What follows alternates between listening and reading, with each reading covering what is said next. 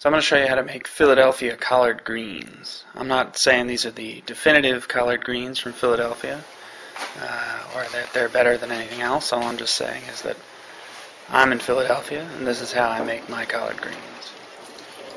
So you're going to start with a big broad leaf. Make sure you wash them. They're usually pretty dirty. And pull them apart, put them in the bowl. I add onion. This is a good way to chop up an onion. You just leave the skin on it, cut the ends off, and then peel the outer skin. And then you want to slice it lengthwise, not across the grain, but lengthwise, because they hold up better. The onion holds up better if you do it that way. Take a couple lobes of garlic, maybe 3 or 4, and I break them with the skin on. Break them, and they peel pretty easily. And you can just chop them up. Try not to get your fingers in there. Take some bacon. I use whatever the cheapest bacon is I can buy. And then you chop it up in little pieces. I'm using about 3 or 4 strips here. So you've got your onions, your garlic, your bacon, and your collard greens. And then you got Grandma's nasty old cast iron pot. You heat it up, you add the bacon. Let that cook down a little bit. You can see it's starting to render.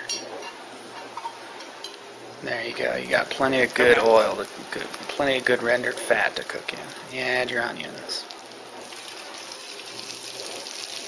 Stir those around a little bit, and you want those to cook down until they're kind of soft. And then add the garlic. You don't want the garlic to cook too long because it'll burn. Once you got those things softened up, then you can start shredding up your collard greens and adding them to the pot.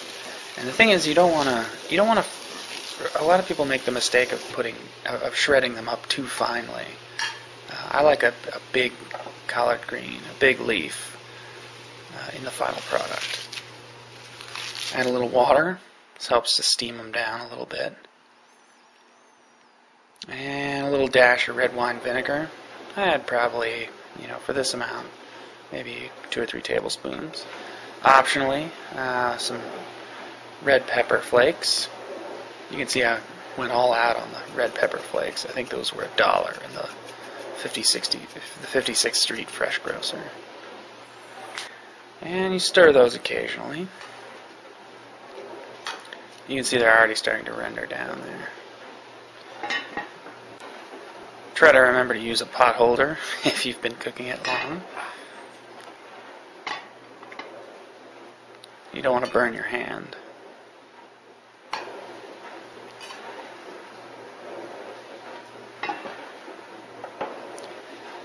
And then, as it gets cooked further down, you'll want to add a little salt.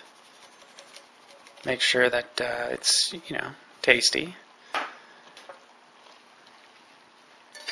Make sure everything's nice and mixed in there and cooked through. And you want them to get soft, but not completely mushy. You can see my dog looking on there.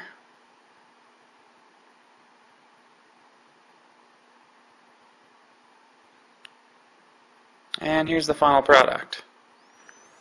Absolutely delicious collard greens.